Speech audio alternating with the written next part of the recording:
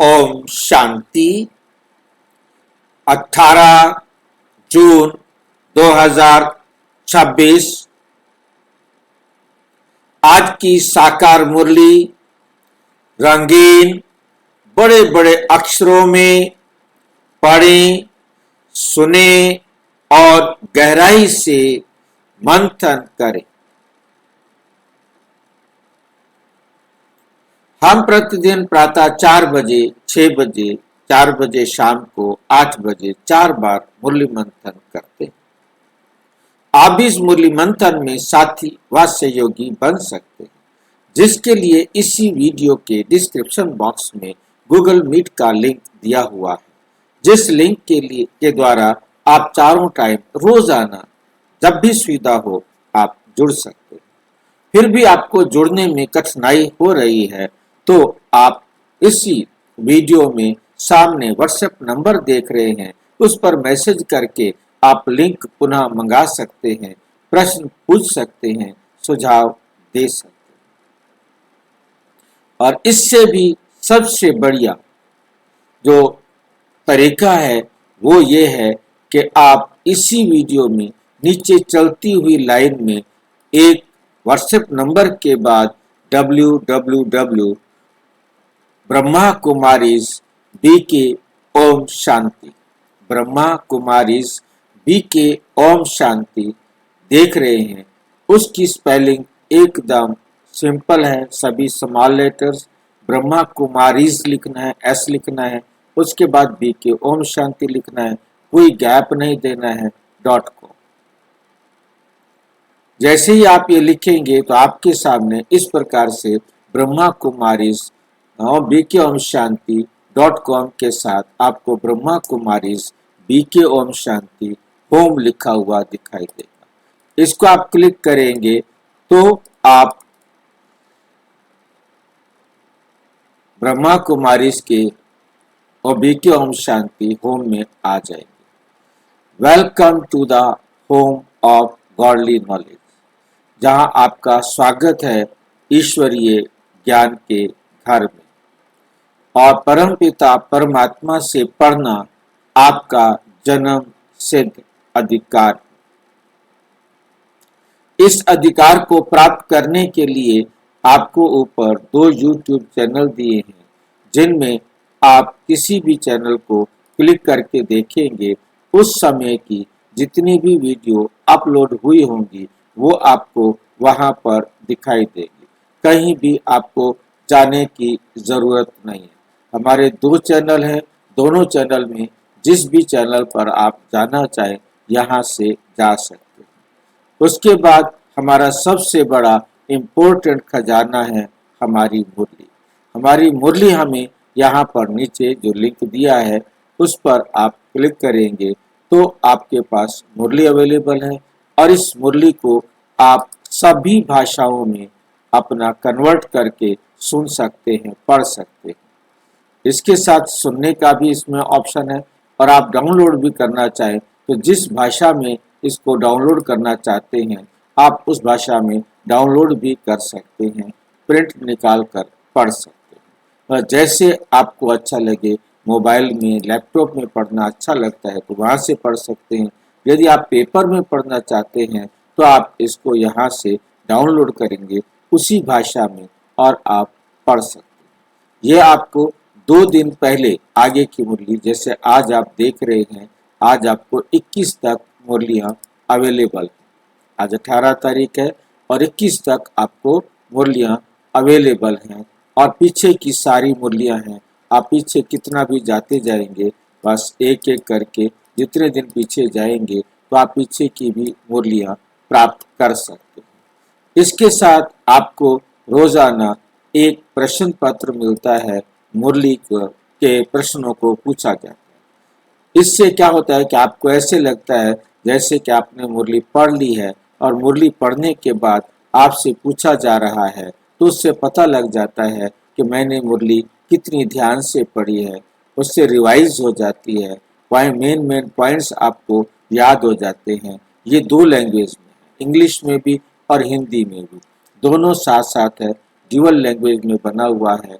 आप इसको आसानी से सॉल्व करके अपने आप को उमंग उत्साह से भर सकते हैं। और इनको कुछ भी यहाँ से भेजना हो आप भेज सकते हैं। राइट क्लिक करें और उसके बाद कॉपी लिंक करें और जहाँ जिसको भेजना है उसके पास जाकर कॉपी पेस्ट कर दें। लिंक को वहाँ पेस्ट कर देंगे, उनके पास चला जाएगा। इसके बाद नीचे देख रहे हैं लाइव मुरली मंथन। लाइव मुरली मंथन पर 4 बजे, 6 बजे, 4 बजे, 8 बजे टाइम भी दिया हुआ है।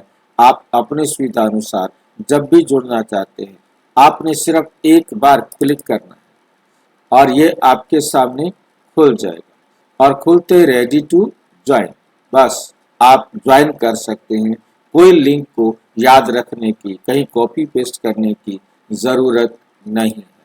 और इसके साथ आप बुक्स है, हमारा लिटरेचर है, ब्रह्मा कुमारिस का परिचय है, हमारा परिचय है और जितनी भी अव्यक्त मुरलियाँ हैं, मुरलियों में प्रयोग होने वाले वाक्य हैं और जितने हमारे वीडियोस बने हैं उन सब के लिए आपको यहाँ प्लेलिस्ट एक ही पेज पर मिलती है और वहाँ आप जो भी देखना चाहें देख सकते हैं, उनके टेक्स्ट को जान सकते हैं।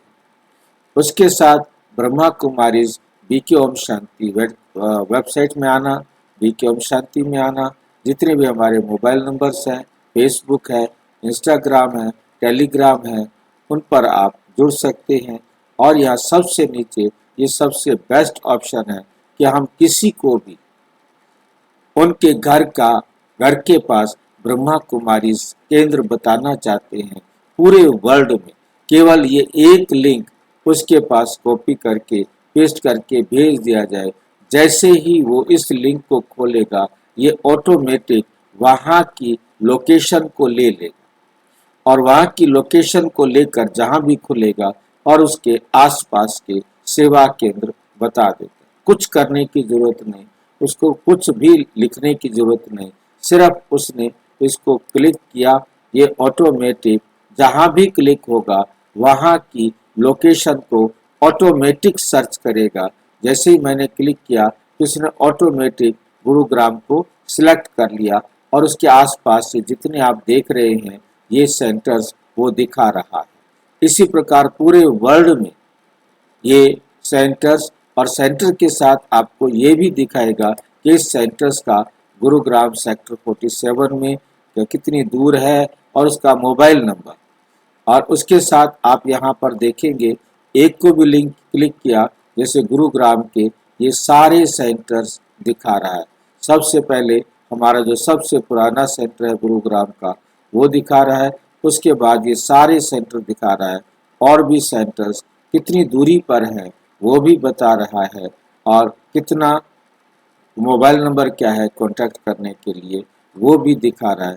ये सारे सेंटर्स गुड़गांव के आपको दिखाई दे रहे हैं। ओम शांति। आज की साकार मुरली का सार। मीठा मीठा बाबा कहते मीठे बच्चे अति इंद्रिय सुख का अनुभव करने के लिए सदा इसी स्मृति में रहो। आपने यदि अति इंद्रिय सुख का अनुभव करना है तो सदा इसी स्मृति में रहो। कौन सी स्मृति में रहो? कि हम किसके बच्चे? अगर बाप को भूले तो सुख गुम हो जाएगा। अगर बाप को भूले तो सुख गुम हो जाएगा।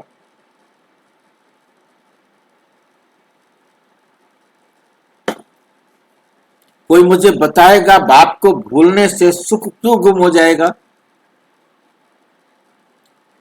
हम बाप को भूल जाएंगे तो सुख क्यों गुम हो जाएगा? सुख तो हमें मिला हुआ है।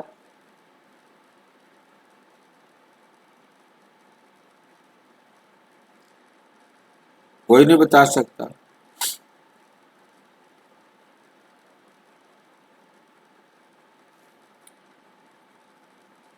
बोलो। भाई जी बाप को भूलेंगे तो रावण के बन जाएंगे। बाप को भूलेंगे तो क्या होगा? रावण के बन जाएंगे और रावण आता है। अच्छा, बाप को भूलेंगे तो हम बाप को भूलने का मतलब ही है कि हमने बाप का कहना मानना बंद कर दिया। जब हम बाप का कहना नहीं मानेंगे, जो हमारा सर्वोच्च कल्याणकारी है, तो नेचुरल बाकी जितने भी हैं वो तो सारे दुख देने वाले हैं। तो हमारे जीवन में ऑटोमेटिक दुख आ जाएंगे, ऑटोमेटिक दुख आ जाएंगे। भूल क्यों जाते हैं हम? बाप पर निश्चय की कमी हो जाती है। हम समझते हैं पता नहीं ये बाबा हमें ठीक बता रहा है या नहीं, इसके बताने में तो मुझे नुकसान दिखाई दे रहा है। यदि मैं उनका कहना मानूं तो उसमें फायदा दिखाई दे रहा है। इसका मतलब क्या होता है कि हम देह अभिमान में आ गए। बाप को भूलना माना सबसे पहले स्वयं को भूलना। जब हम स्वयं को भूलते हैं तो बाप को भूल जाते हैं। स्वयं की स्मृति हमारे पास हो कि मैं आत्मा हूँ, ये है स्वयं की सच्ची स्मृति। ये सच्ची स्मृति मेरे पास है, तो ये सच्ची स्मृति देने वाला केवल और केवल एक शिव बाबा है, और कोई ये सच्ची स्मृति दे नहीं सकता। तो ऑटोमेटिक बाप याद आएगा। परंतु जैसे ही हमने स्वयं की स्मृति को, सच्ची स्मृति को विस्मृत किया, तो साथ के साथ स्मृति देने वाला बाप भी भूल जाता है। देह समझते हैं तो फिर देह के संबंधियों के प्रभाव में आ जाते हैं, देह के प्रभाव में आ जाते हैं, देह के संबंधियों के प्रभाव में आ जाते हैं, जिससे फिर गलतियां शुरू हो जाती हैं। अच्छा, प्रश्न, बाप के मिलने का की स्थायी खुशी किन बच्चों को रहती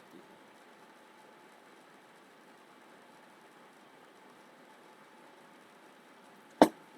बाप के मिलने की स्थायी खुशी किन बच्चों को रहती है?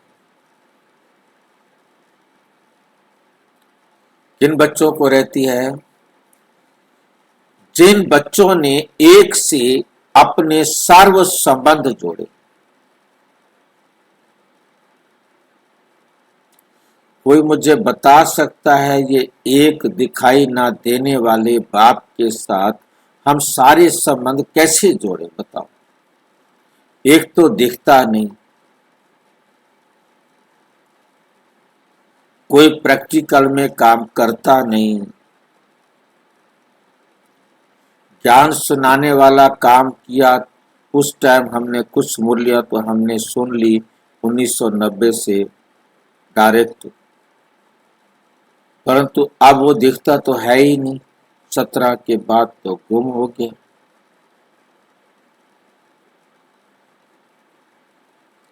अब उसके साथ सारे संबंध निभाने का तरीका कौन बता सकता है, ताकि मैं सारे संबंध उस एक बाप के साथ निभाऊं?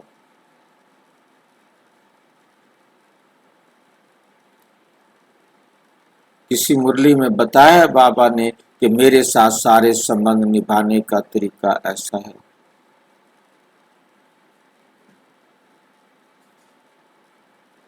फिर बताओ, मुरली में ही पढ़ रहे हैं हम, हमें पता ही नहीं है कि हम बाबा के साथ सारे संबंध कैसे निभाएं। कौन बता सकता है? भाई जी, जब हम हर बात बाबा की श्रीमत पर मानकर चलेंगे, तब हम सर्व संबंध बाप से निभाएंगे। बस इतना आसान काम है क्या? जब मुझे हम श्रीमत पर चलते हैं, तब हम गुरु मानते हैं बाबा को। जब हम पढ़ाई करते हैं, तब बाबा को टीचर मानते हैं। और जब अनुभवी होकर गुण और खजाना जमा करते हैं शक्ति, तो हम बाबा से बरसा लेते हैं। तो बाबा से ये तीन संबंध रिश्ते हुए ना। हमें माँ चाहिए, पति चाहिए, पत्नी चाहिए, बच्चे चाहिए, दोस्त चाहिए, वकील चाहिए, डॉक्टर चाहिए, दुनिया भर के हमें संसार के अंदर रहना है, इनकी ज़रूरत है। उनके वो कैसे निभाएगा ये?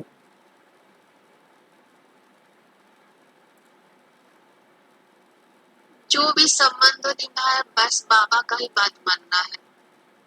जो भी संबंध निभाए, तो हम संबंध निभा सकते हैं ना, उनके साथ रिश्ता रख सकते हैं ना, या बिना रिश्ते रखे बात हो जाएगी?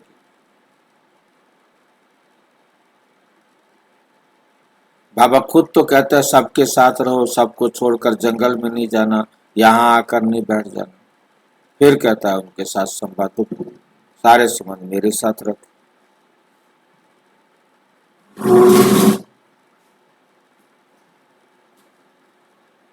भाई बाबा के साथ सब चीज का संबंध रखना हमने। भाई संबंध रखे। अब भाई देखो, अब आपको बेटा भी चाहिए, बहू भी चाहिए खाना बना के देने के लिए, बीमारी हो जाए तो डॉक्टर भी चाहिए, कोई केस हो जाए तो वकील भी चाहिए, और सारा दिन घर बैठे रहेंगे क्या? दोस्तों के साथ भी तो मिलना है, सबके साथ मिलना है। अब आपके माँ बाप तो नहीं बैठे हैं, जिनके माँ बाप बैठे हैं उनके उनसे राय लेनी है, उनसे मिलना है। अब सारे संबंध बाबा के साथ रखे, बाप भी वही है, पति भी वही है, पत्नी भी वही है, दास भी वही है, नौकर भी वही है, चाकर भी है, कैसे रखे उसके साथ? और संबंध बाबा की श्रीमत के अनुसार निभाना है। बाबा की श्रीमत के अनुसार संबंध निभाना है। कैसे निभाएं? कोई एग्जाम्पल दो।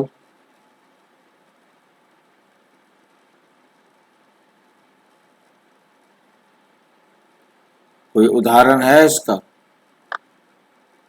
जी तुम इससे बोलो, तुम इससे खाओ, तुम इससे सो, तब तुम इससे तुम के साथ ही करो। अब भाई देखो भाई जी, आपने बड़ी आसान बात बाबा की बता दी, परंतु बात यहाँ आती है, मुझे अपनी पत्नी के साथ भी बात करनी है, पति के साथ भी बात करनी है, दोस्तों से भी बात करनी है। अब उससे बात करता रहूंगा, इनके साथ कैसे? इनके साथ रहने के लिए तो आपका बाप कह रहा है, मुसीबत तो ये है। बाबा ने बोला है देह और देह के संबंधों को सबको भूल। भाई जी एक तरफ ये बोला है, मुसीबत में फंसा रखा है आपके बाप ने हमें। एक तरफ कहता है देह और देह के संबंधों को भूल, मुझ एक को याद करो। दूसरी तरफ कहता है उनके साथ रहो। ये दोनों की मुसीबत है, दोनों विरोधी बातें आपका बाप फंसाता है। हाँ जी भाई जी वो आत्मा है, हम उनसे पानी दबा के बराबर करते हैं, बस ये भाई जी, उनमें भी हमें बाप को देखना है। भाई, उनमें हम बाप को कैसे देखे? वो तो हमारी पत्नी है, हम उसको बाप कैसे देखे? वो हमारा पति है, हम उसको बाप कैसे देखें? वो हमारी बहन है, हम उसको बाप कैसे देखें? भाई अकाउंट में जैसा करना है। भाई जी बाप कैसे देखेंगे? आत्मा देखेंगे कि बाप देखेंगे? देखो भाई जी बता रहे, मेरे को तो समझ में नहीं आ रहा, मैं तो फंस गया हूँ। मेरे समझ तो दो विरोधी बातें आ गई। हाँ जी आत्मा समझ के लेना है, उसको ऐसे देखना कि ये मेरे बाबा की बच्ची। ये मेरे बाबा के बच्चे हैं। भाई जी ये मेरे बाबा के बच्चे हैं, तो बाप अलग हो गया और बच्चे अलग हो गए, तो बाप हाँ। को देखना पड़ेगा ना। ये मेरे बाबा के बच्चे, तो बाप अलग हो गया, बच्चे अलग हो गए, हम सब एक ही है, ऐसी एक चेतन शक्ति देखना पड़ेगा भाई। इसके लिए हम सब एक ही है, एक ही बाप के बच्चे हैं, तो एक ही चेतन शक्ति, ऐसा देखना पड़ेगा। इसके लिए बाबा ने बहुत अच्छा फार्मूला दिया है।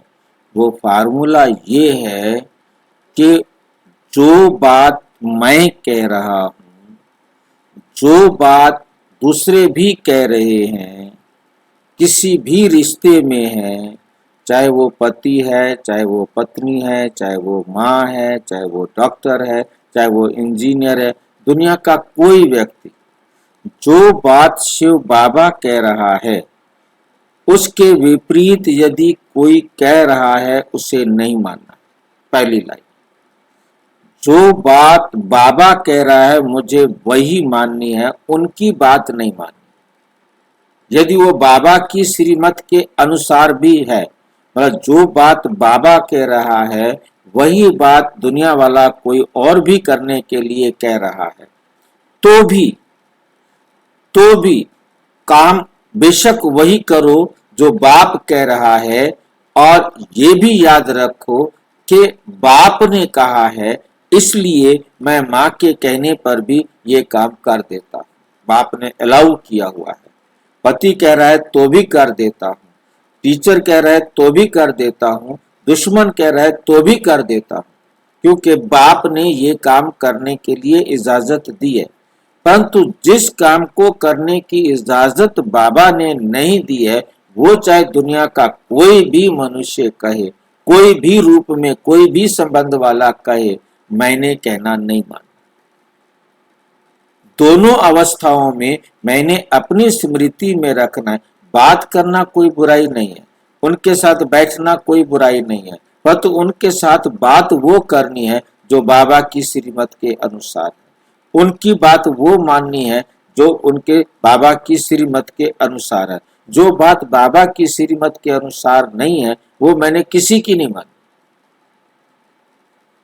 भाई जी जब शरीर ही नहीं रहा, शरीर के संबंधी नहीं रहे तो रहा कोई भी नहीं। भाई जी शरीर के मैं और मेरा बाबा ही रहा। ऐसे नहीं होता भाई जी। बाबा रहा कहना बड़ा आसान है, प्रैक्टिकल बात को देखना है। नहीं बाबा ही बाबा।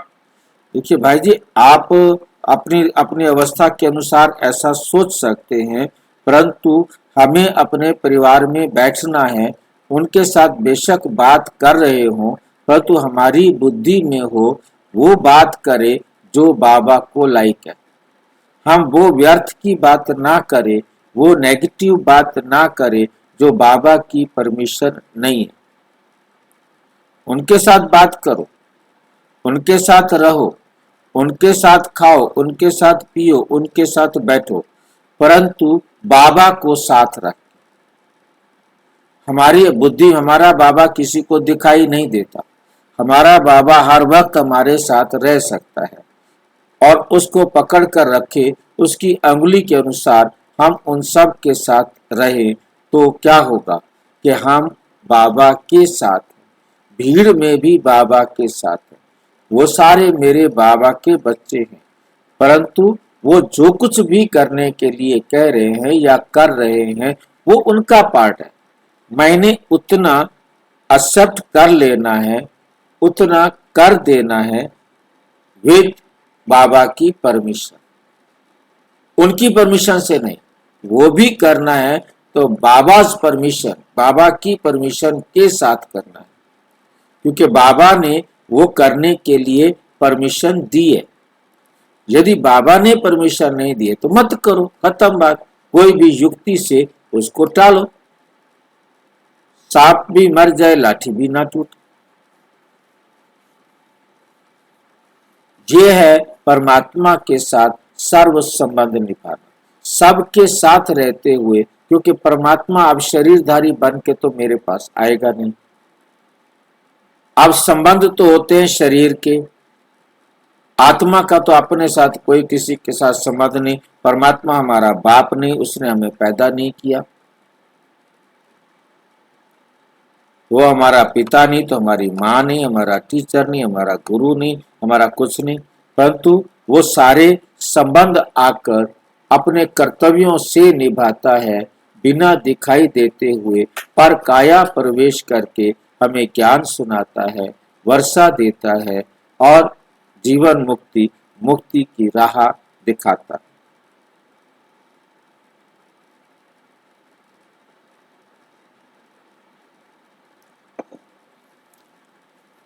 हर कल्प एक बार आकर अपने सारे संबंध हमारे साथ निभाने की अनुभूति कराता है, जिसके कारण हम सारे कल्प फिर उसे ढूंढते रहते हैं।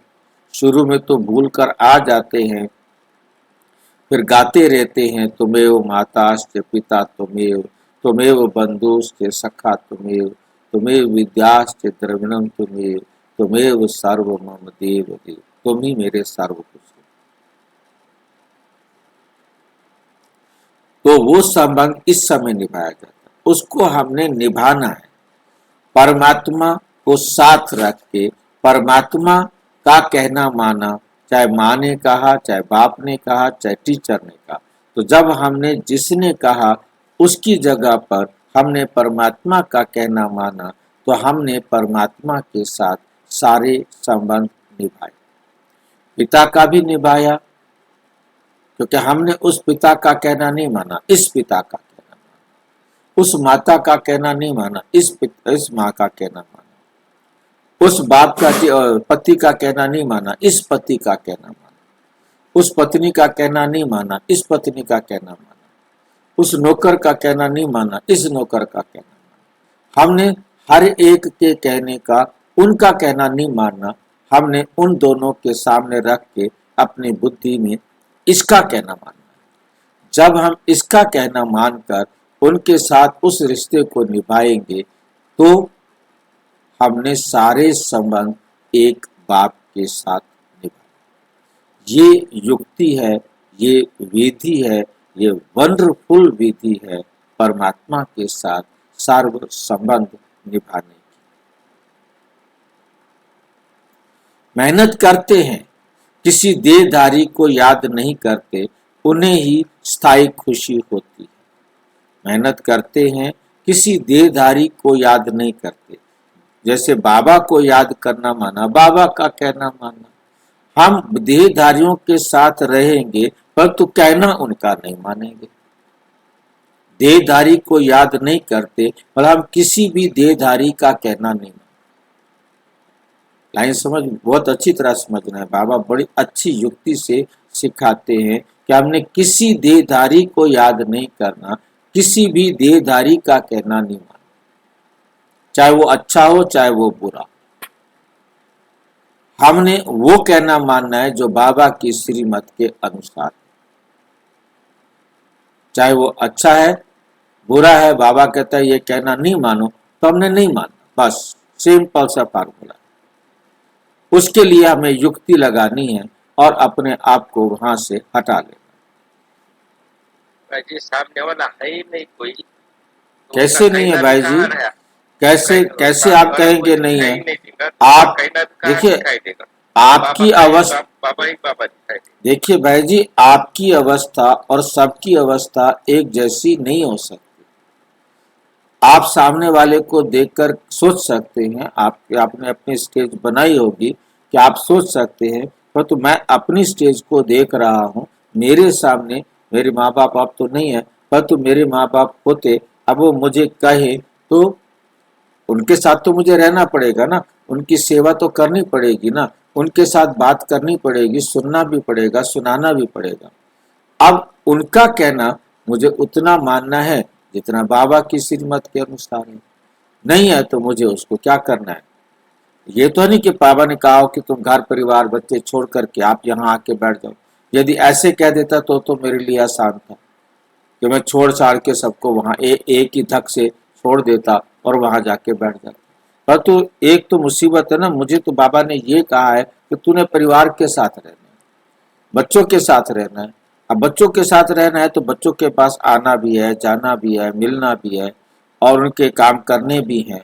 और जब मुझे उनके काम करने भी हैं तो कितने करने हैं, कितने करने हैं? वो बाबा की श्रीमत के अनुसार करने। जो मना किया वो मत करो। अब बच्चे कहे कि जी मेरे लिए तुम झूठ बोलो, चोरी करो, बेईमानी करो, ठगी करो, धोखा करो। बाबा ने मना किया है, मत करो। जो काम करने के लिए अलाउड है उसे बाबा ने अलाउड किया है कि उनको देखो, मिलो, उनको कोई हॉस्पिटल में ले जाना है, उनको कोई सुख दुख देखना है, उनके लिए कोई सहयोग देना है, उसके लिए बाबा ने मना तो नहीं किया कि आप उनको मत दो। उनको सुख दो, सहयोग दो, सेवा करो। माता पिता है, पति है, पत्नी है, उन सब के लिए मतलब सेवाएं करो उनके लिए। वो आपका कार्मिक अकाउंट आपको बराबर करना है। जिनके साथ मेरा कार्मिक अकाउंट है चाहे वो फ्रेंड हो चाहे वो अजनबी हो, उनके साथ मुझे बराबर करना है। बट उनके साथ मुझे बराबर करते हुए बाबा की श्रीमत के अनुसार मैंने उतना मानना है जो बाबा कह रहा। तो सारे रिश्ते बराबर के साथ है। दोस्त भी बराबर है, दोस्त भी शिव बाबा है, दुश्मन भी शिव बाबा है। मान लो कि कोई दुश्मन मुझे अच्छी बात करने के लिए कह रहा है और मैंने वो बात मान लेनी है क्योंकि मेरे बाबा ने कहा है। ये नहीं कि ये मेरा दुश्मन है, मैं क्यों करूं।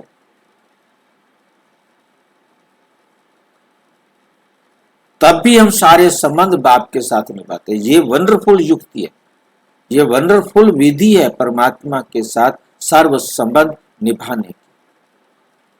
और कोई युक्ति नहीं और कोई तरीका नहीं।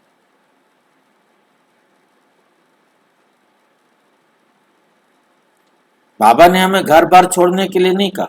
आप रहो, सारी दुनिया में रहो, सबके साथ रहो, उनके साथ मिलो, उनको ज्ञान सुनाओगे, उनकी सेवा कैसे करोगे। परंतु बाबा की श्रीमत अनुसार चेक करना है कि वो जो मुझे करने के लिए कह रहे हैं क्या बाबा की परमिशन है। हर किसी भी संबंध के किसी भी कर्म को करने से पहले बाबा से परमिशन लेना है, बाबा की परमिशन पर कार्य करना। यह है बाबा की श्रीमत पर चलना। जो कुछ भी आप कर रहे हो बाबा की श्रीमत के अनुसार कर रहे हो। आपने हर बात को बाबा की श्रीमत के अनुसार करना। ये प्रैक्टिकल तरीका है। ये विधि यदि हमें समझ में आ जाती है, जिसको भी समझ में आ जाती है, वो हर समय बाबा के साथ है। उसको बाबा के सिवाय कोई दिखाई नहीं दे रहा। बात आपकी है कि हमें सिर्फ बाबा दिखाई दे। कब बाबा दिखाई दे? कि हम हर बात को करने से पहले बाबा से पूछे, हर बात को करने से पहले, बोलने से पहले बाबा से पूछे, सोचने से पहले बाबा से पूछे, करने से पहले बाबा से पूछे, देखने से पहले बाबा से पूछे, सुनने से पहले बाबा से पूछे कि ये सुनूं कि नहीं सुनूं। ये 5 बातें हमको करनी। देखना, सुनना, सोचना, बोलना और करना। ये काम हमने वही करने, वो बाबा कह रहा है। रहना सबके साथ। ये है एक बाबा को देखना। क्योंकि हम हर टाइम हर कार्य बाबा की श्रीमत के अनुसार ही कर रहे हैं, तो बाबा को देख रहे हैं और हमें कोई दिखाई नहीं दे रहा। यदि मैं बाबा को भूलकर उनके अनुसार वो कर देता हूं जो बाबा ने मना किया है, तो मैंने बाबा से मुंह फेर कर माया की तरफ मुंह करके कर दिया। कर दो, दुख तुम उठाओगे। बाबा कहता है मैं थोड़ा उठाऊंगा। कोई डाउट है तो पूछो। किसी भी प्रकार का कोई डाउट है तो पूछो।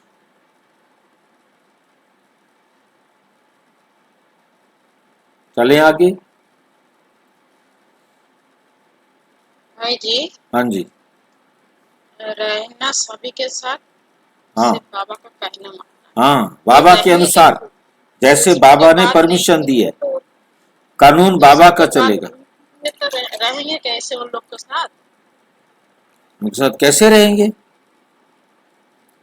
मुझे बताओ, क्या दिक्कत है?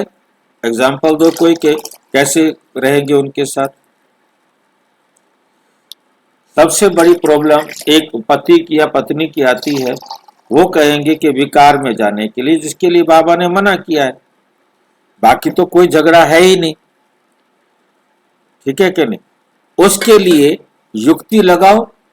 उसके लिए बाबा ने कहा है कि युक्ति लगाओ भाई। ये आपको युक्ति लगानी है। आप अपना युक्ति का मतलब आप समझते हैं कोई बहाना, यानी युक्ति का मतलब होता है बहाना, ताकि सांप भी मर जाए और लाठी भी ना टूटे। अब वो युक्ति तो हर एक आत्मा को खुद सोचना, उसकी परिस्थितियां उसके सामने कैसे, ये ध्यान रखना है कि युक्ति का मतलब होता है, मीनू बहन अच्छी तरह जोर से बोल के बताती है, क्या होता है? सांप भी मर जाए परंतु लाठी नहीं टूटे, और हमारा काम भी हो जाए और संबंध भी ना बिगड़े। बाबा आए हैं हमें सारे संबंध प्रैक्टिकल में श्रेष्ठ बनाना सिखाने, ना कि बिगाड़ना। बाबा आए हैं हमें परिवार में रहना सिखाने, व्यवहार कुशल बनना सिखाने, ना कि हमारा झगड़ा कराना।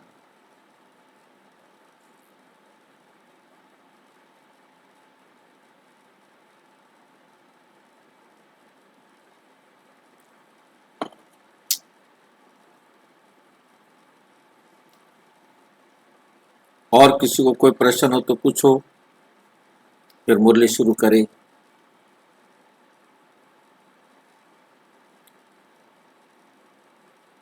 अगर देहधारी की याद है, मतलब आप देहधारी का कहना मान रहे हैं, तो बहुत रोना पड़ेगा।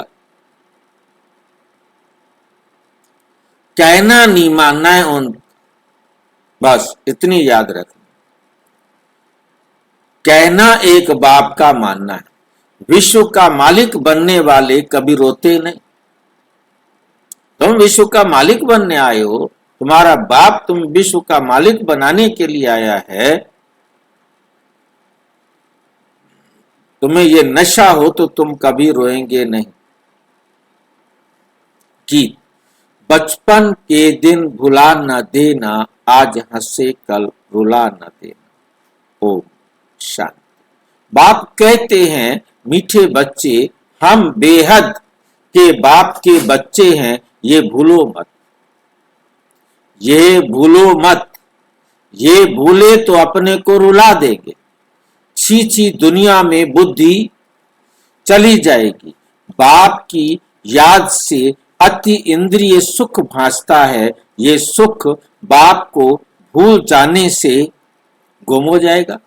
हर दम याद रहना चाहिए कि हम बाबा के बच्चे हैं, नहीं तो अपने को रुला देंगे। सब भगवान के बच्चे हैं, सब कहते हैं हे बाबा, हे परम पिता परम आत्मा रक्षा करो। परंतु बाप से रक्षा कब होती है ये किसी को भी पता नहीं। साधु संत आदि कोई भी नहीं जानते कि बाप से हमको मुक्ति, जीवन मुक्ति कब मिलनी है, क्योंकि भगवान को ही कण कण में कह दिया है। अब तुम बच्चे बेहद के बाप को जान गए हो। मोस्ट बिलवेड बाप है, उससे मोस्ट बिलवेड बाप है, उससे क्या करना है? प्यारी वस्तु और कोई होती नहीं।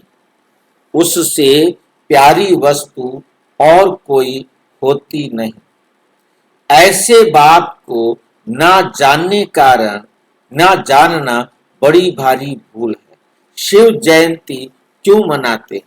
वे कौन है ये भी कोई नहीं जानते। बाप कहते हैं तुम कितने बेसमझ बन गए हो, तुम कितने बेसमझ बन गए हो। माया रावण ने तुमको क्या बना दिया है। अभी तुम बच्चे जानते हो ये हमारी जन्म भूमि है। मैं हर 5000 वर्ष के बाद आता हूँ। वे फिर कह देते 40,000 वर्ष बाद, जब ये कलयुग पूरा होगा तब आएंगे। चित्र भी दिखाया जाता है त्रिमूर्ति का। त्रिमूर्ति मार्ग नाम भी रखा है, परंतु 3 मूर्ति ब्रह्मा विष्णु शंकर को कोई नहीं जानता। वहां 3 जो है ना मूर्तियां तो बना के खड़ी की हैं, परंतु वहां ब्रह्मा विष्णु शंकर को नहीं जानते। 3 मूर्ति मार्ग बना हुआ है, त्रिमूर्ति भवन भी बना हुआ है। ब्रह्मा क्या करके गए, विष्णु और शंकर क्या करते हैं, कहाँ रहते हैं, कुछ भी नहीं जानते। बिल्कुल ही घोर अंधियारे में है।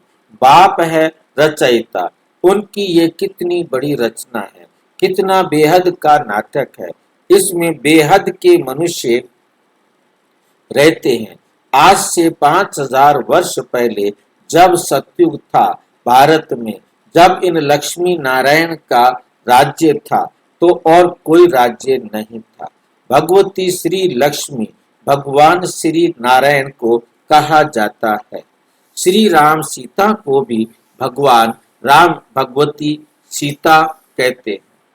भगवान राम और भगवती सीता कहते हैं भक्ति मार्ग में, ज्ञान के अनुसार नहीं। अब ये भगवान नारायण भगवती लक्ष्मी कहाँ से आए?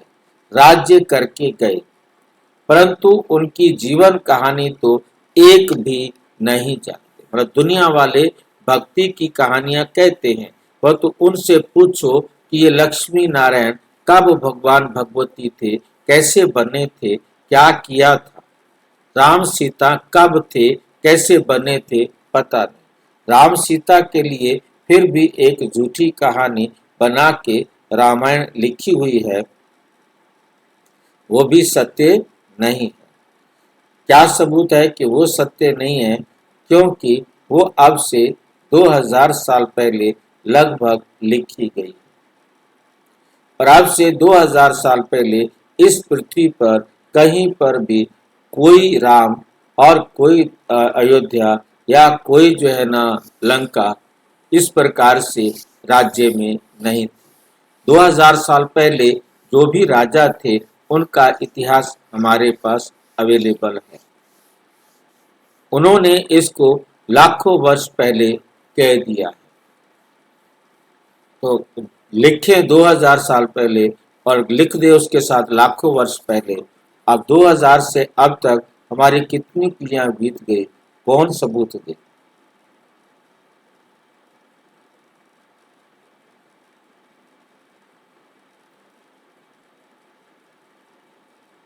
सिर्फ गाते रहते हैं, हे भगवान दुख हरता सुख करता, परंतु ये किसी की बुद्धि में नहीं आता कि वे दुख हरता सुख करता कैसे है। कौन सा सुख सबको दिया और कब सबको दुख दिया,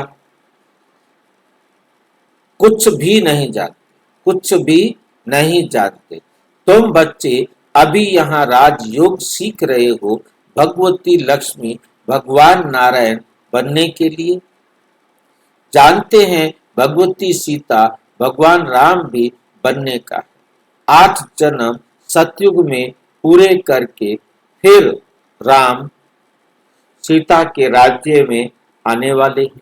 21 जन्म के लिए बेहद की राजाई तुम यहाँ स्थापन कर रहे हो। तुम भगवती भगवान स्वर्ग के मालिक बन रहे हो। स्वर्ग कोई आसमान में नहीं है, ये भी किसको पता नहीं। बिल्कुल ही तुच्छ बुद्धि है, कहते हैं फलाना स्वर्ग पधारा, परंतु समझते नहीं, समझते कुछ भी नहीं है। अच्छा, क्या क्रिश्चियन बौद्धी सब हेवन में जाएंगे? वो आते ही नरक में है। वो बाद में आकर अपना धर्म स्थापन करते हैं, तो फिर वे स्वर्ग में कैसे आ सकते हैं? स्वर्ग किसको कहा जाता है ये भी उनको पता नहीं। सन्यासी लोग कहते हैं ज्योति ज्योत समाया, कोई फिर कहते हैं निर्वाण धाम गया। निर्वाण धाम, निर्वाण भी तो लोक है ना, वाणी से परे का स्थान। निर्वाण माना जहाँ वाणी भी नहीं, आवाज भी नहीं, जहाँ सिर्फ आत्माएं रहती हैं, वो तो निवास स्थान है। ज्योति ज्योत में लीन होने की बात ही नहीं। कोई ज्योति ज्योति में तो समा नहीं जानी, कोई भी आत्मा किसी और आत्मा में समा नहीं जाएगी।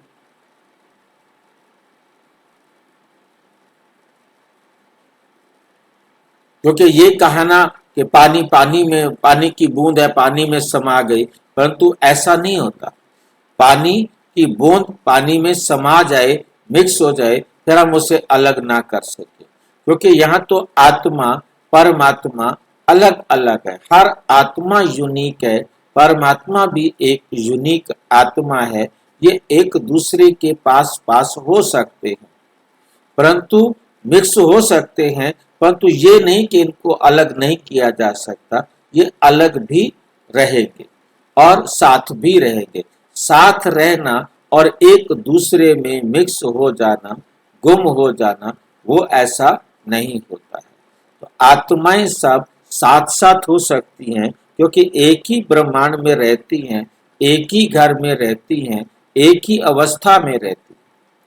सबकी अवस्था परम अवस्था होती है, परम धाम जहाँ परम अवस्था, क्योंकि दोनों अवस्था भी और स्थान भी ये दोनों होते हैं। ये नहीं होता कि अवस्था भी अवस्था है, अवस्था बिना स्थान के नहीं होती, क्योंकि अवस्था में परम अवस्था के अंदर एक जो विशेषता है वो ये कि इस अवस्था में परिवर्तन नहीं आता। जिसमें परिवर्तन नहीं आता उसे स्थान कहना पड़ता है, क्योंकि स्थान फिक्स होता है, स्थान में परिवर्तन नहीं आता। अब जैसे गुड़गांव है तो वो गुड़गांव है, दिल्ली है तो वो दिल्ली है, शिकागो है तो वो शिकागो है, वो वही स्थान है उसका। जब कोई अवस्था किसी स्थान पर फिक्स हो जाती है तो उसे उसकी स्थिति को स्थान कहा जाता है। अब उसके बाद शिकागो का नाम बदल करके कुछ और कर दिया जाए, उसमें परिवर्तन कर सकते हैं। तो जब परिवर्तन आएगा तो उसका नाम वो नहीं रहेगा, उसकी वो अवस्था नहीं रहेगी। वहां पर कोई बम डाल करके उसको डिस्ट्रॉय कर दे, अब वो शिकागो नहीं रहेगा। स्थान है परंतु अवस्था वो नहीं है। तो इसी प्रकार से जब हम शांत अवस्था में हैं तो शांत अवस्था का मतलब है जिसमें जरा भी हलचल नहीं। तो जब हलचल नहीं है तो वो एक स्थान भी हो जाता है, इसलिए स्थान हो जाता है। बहुत अच्छी तरह से ध्यान में रखना। ज्योति ज्योत में लीन होने की बात ही नहीं है। ज्योति में मिल जाए तो फिर तो आत्मा ही खत्म हो जाए, खेल ही खत्म हो जाता है।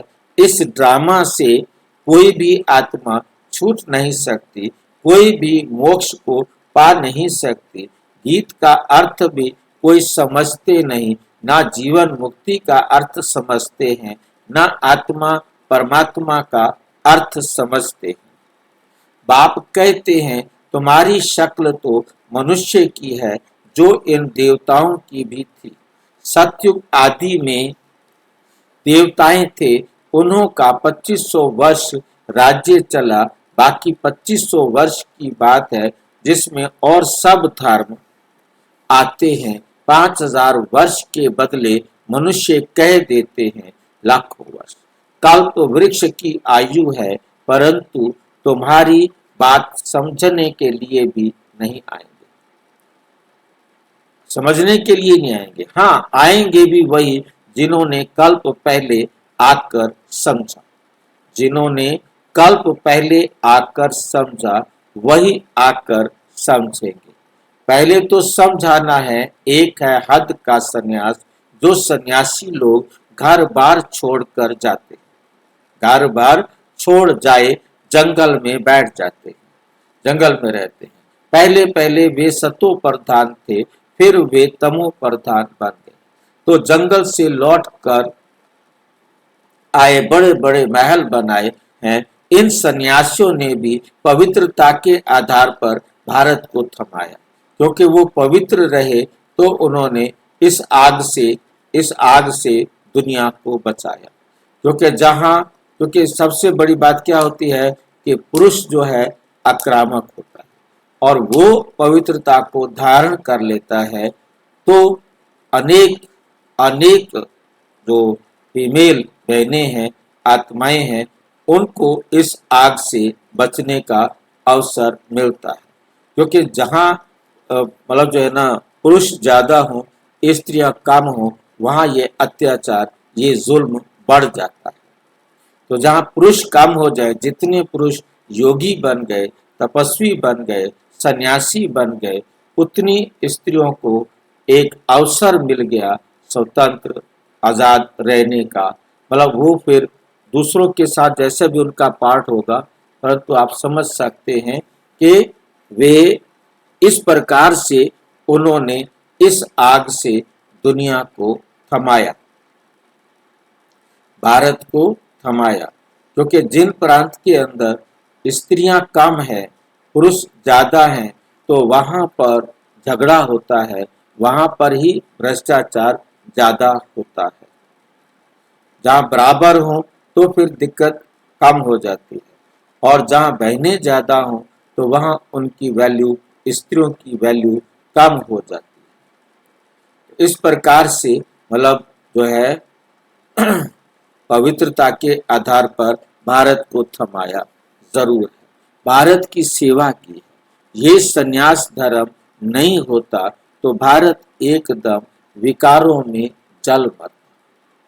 ये जितने भी भ्रष्टाचार हो रहे हैं, ये सारे उसका कारण एक ही होता है, विकारों की आग। पतित बन जाता है, ये भी ड्रामा बना हुआ है। उन्होंने पहले पवित्रता की ताकत थी जिससे भारत को थमाया है। इन देवताओं का जब राज्य था तो भारत कितना साहूकार था। अब उनके अंदर पवित्रता थी तो समाज उनका कहना मानता था, उनके डायरेक्शन पर चलता था, उनके अनुसार फॉलो करने की कोशिश करता था, और वो समझते थे कि ये पवित्र रहते हैं तो हम भी पवित्र रह सकते हैं। परंतु वो इतना श्रेष्ठ एग्जाम्पल नहीं है जितना श्रेष्ठ एग्जाम्पल शिव बाबा ने आकर ब्रह्मा कुमारियों के द्वारा अब स्थापित किया कि हम कलयुग के अंत में जब पाप और भ्रष्टाचार अति पर है, हम साथ रहते हुए पवित्र रह सकते हैं। ये है सबसे बड़ा पवित्रता का आधार, ये है पवित्रता का एग्जाम्पल, जिसे देखकर दुनिया वाले भी समझते हैं जब ये पवित्र रह सकते हैं तो हम भी पवित्र रह सकते हैं। इन्हों के इतने बड़े बड़े हीरे ज्वारों के महल थे, वे सब कहाँ गए? सब नीचे चले गए। लंका और द्वारिका के लिए कहते हैं समुद्र के नीचे चली गई। अभी तो है नहीं, सोने के महल आदि सब थे ना, सोने के महल आदि सब थे ना। जब मंदिरों आदि में हीरे जवाहरात लगा सकते हैं तो वहां क्या नहीं होगा। कितनी तुम बच्चों को खुशी होनी चाहिए, बाबा फिर से आया हुआ है। कहते हैं बाबा को याद करो, याद एक को ही करना है, याद एक को ही करना है, जिससे विकर्म विनाश होते हैं, परंतु वे भूल जाते हैं और देहधारी की याद आ जाती है। देहधारी की याद से तो कुछ भी फायदा नहीं।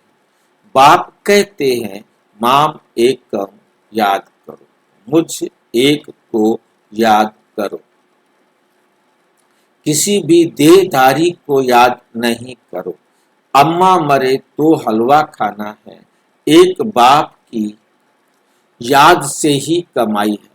हम शिव बाबा के बच्चे हैं, उनसे वर्षा लेना है। इस समय बाप को याद नहीं करेंगे, इस समय बाप को याद नहीं किया तो फिर बहुत पछताना पड़ेगा, रोना पड़ेगा। विश्व के मालिक बनने वालों को रोने की क्या दरकार है? तुम बाप को भूलते हो तब ही माया थप्पड़ लगाती है। इसलिए बाबा बार बार समझाते हैं कि बाप को और वर्षे को याद करो। अमरनाथ ने अमरपुरी में एक पार्वती को तो बैठ अमर कथा नहीं सुनाई होगी। जरूर बहुत होंगे, जो भी मनुष्य मात्र हैं, सबको बाप समझाते हैं कि अब पतित मत बनो, ये अंतिम जन्म पवित्र बनो, वहां स्वर्ग में कोई विकार नहीं होते। अगर वहां भी विकार होता तो फिर स्वर्ग और नरक में फर्क क्या हुआ।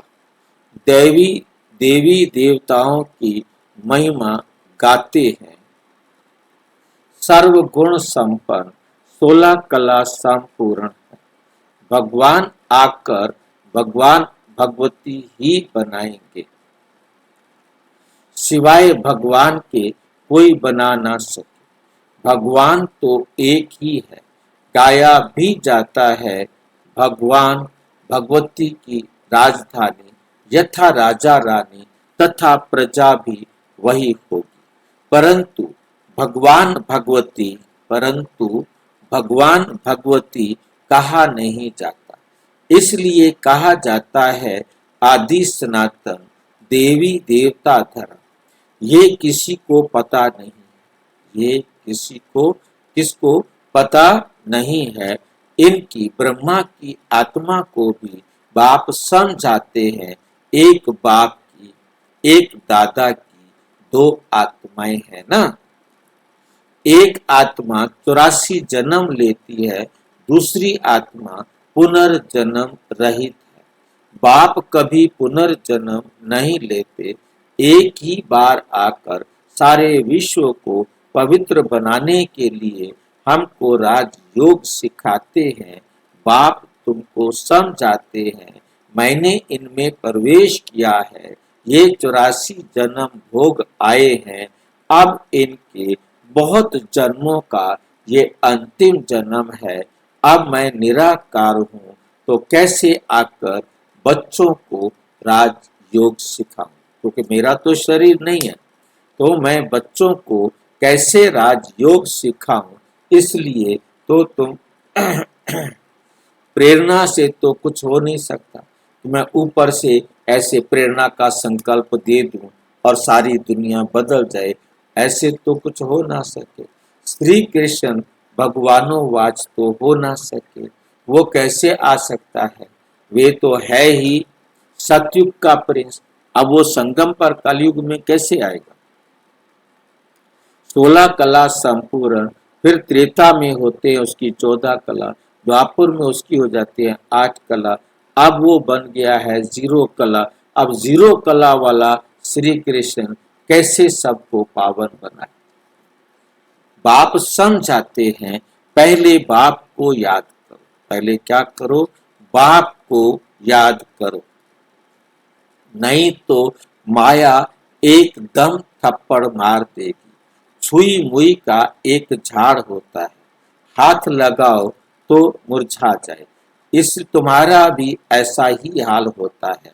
बाप को याद नहीं किया तो खलास। गीत में भी है ना, सुना, बचपन के दिन भुला ना देना।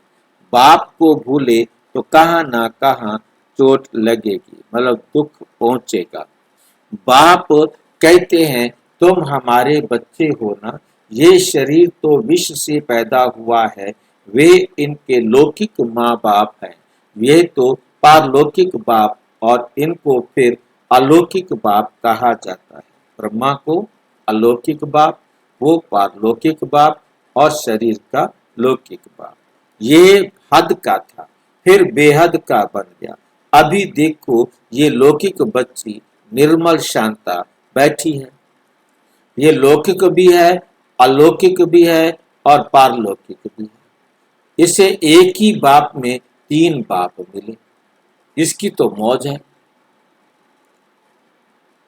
बाकी शिव बाबा के तो भाई बहन हैं, बाकी शिव बाबा के भाई बहन तो है नहीं।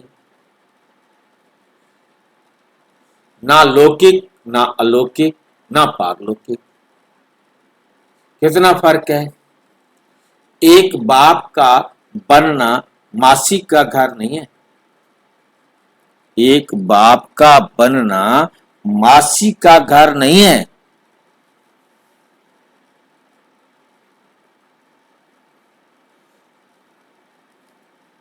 ऐसे बाप से संबंध जोड़ना टाइम लगता है। शिव बाबा की याद में रहना बड़ी मेहनत है, बड़ी मेहनत है। कोई 50 वर्ष से रहने वाले भी सारा दिन शिव बाबा को याद भी नहीं करते। ऐसे भी हैं और सबको भूल एक को याद करना बहुत बहुत मेहनत है। कोई 1% याद करते हैं, कोई 2%, कोई ½ % भी मुश्किल याद करते हैं। ये बड़ी भारी मंजिल है। तो बाप समझाते हैं बचपन को नहीं भूलना। बाप से स्वर्ग का वर्षा मिलता है। तुम जानते हो हम जीते जी मरकर बाप के आकर बने हैं।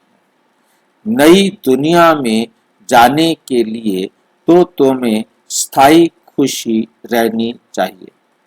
ओह, हम डबल सिरताज बनेंगे। मनुष्य थोड़े ही जानते हैं कि सतयुग में इन देवताओं को 16 कला संपूर्ण और 14 कला संपूर्ण क्यों कहते हैं। कुछ भी नहीं जानते। ये भक्ति मार्ग के शास्त्र आदि फिर भी बनेंगे। वे हठ योग तीर्थ यात्रा आदि सब फिर भी होंगे, परंतु इससे क्या होगा? क्या हेवन में जाएंगे?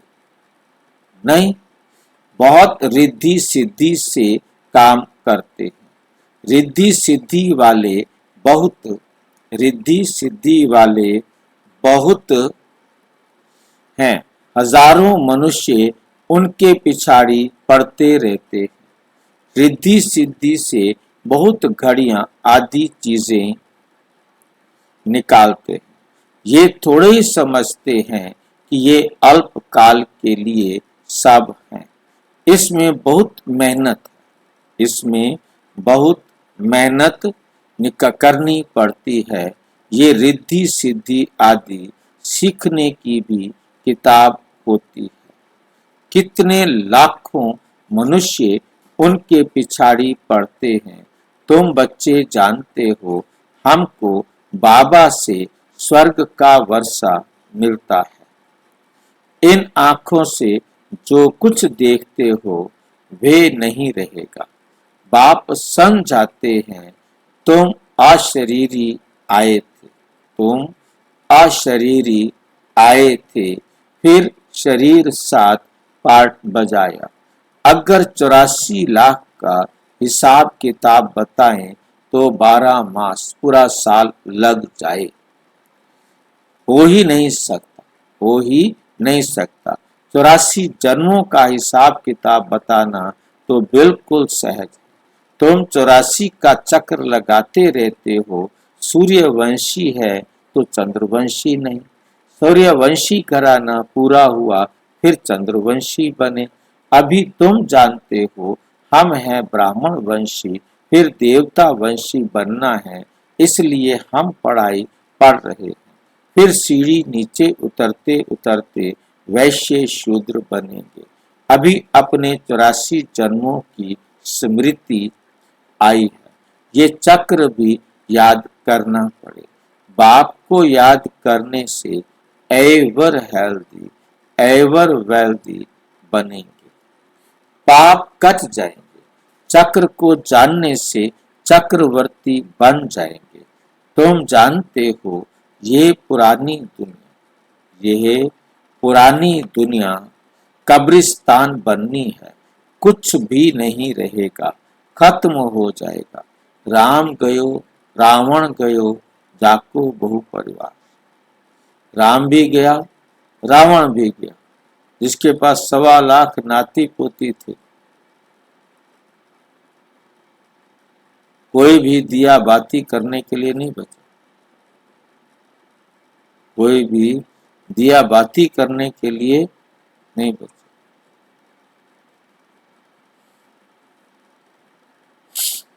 राम को कितना छोटा परिवार होगा, सतयुग में अभी है रावण को कितना बड़ा परिवार है। बच्चे जानते हैं कि ये राजधानी स्थापन हो रही है। हर बात में पुरुषार्थ स्पष्ट है। बाप पुरुषार्थ कराते हैं, बच्चे मुझे याद करो, बच्चे मुझे याद करो। जिस बाप से अथाह स्वर्ग की बादशाही मिलती है, क्या उसको उनको याद नहीं करेंगे।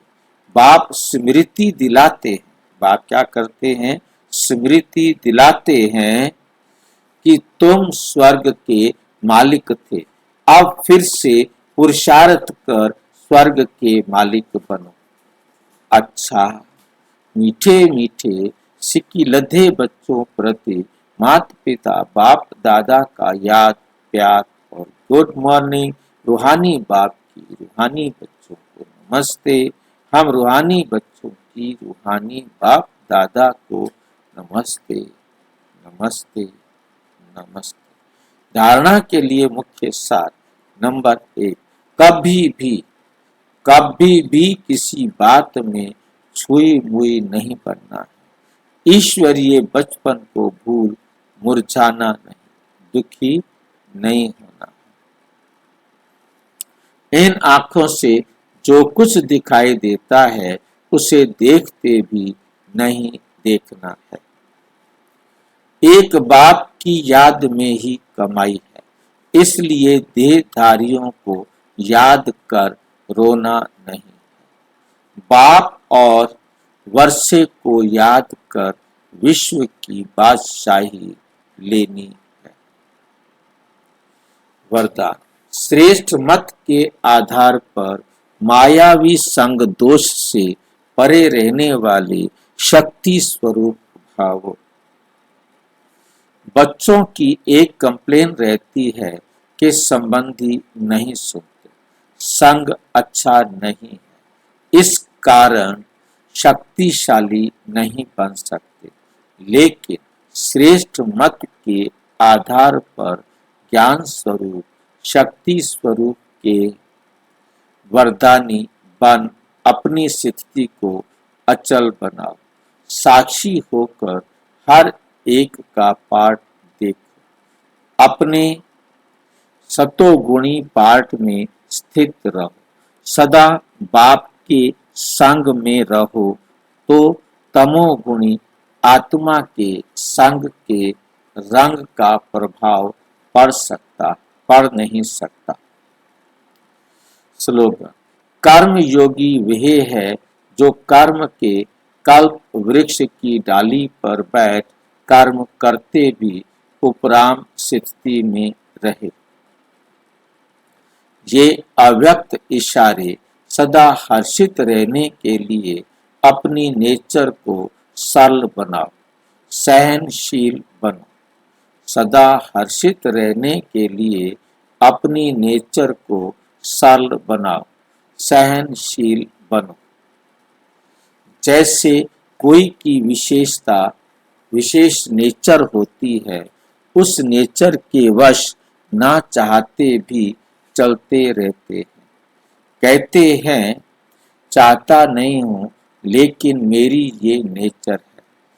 ऐसे आप बच्चों की सरल नेचर हो, जो सबको अनुभव हो कि ये सहज योगी स्वतः योगी है। क्या करूं, कैसे योग लगाऊं, ये बातें खत्म हैं ही सदा सहयोगी अर्थात योगी। इस एक बात को नेचर और नेचुरल करने से, एक तो उसको अपने नेचर बनाओ और उसे नेचुरल कर दो, ऑटोमेटिक कर दो। सभी सब्जेक्ट में परफेक्ट हो जाएंगे।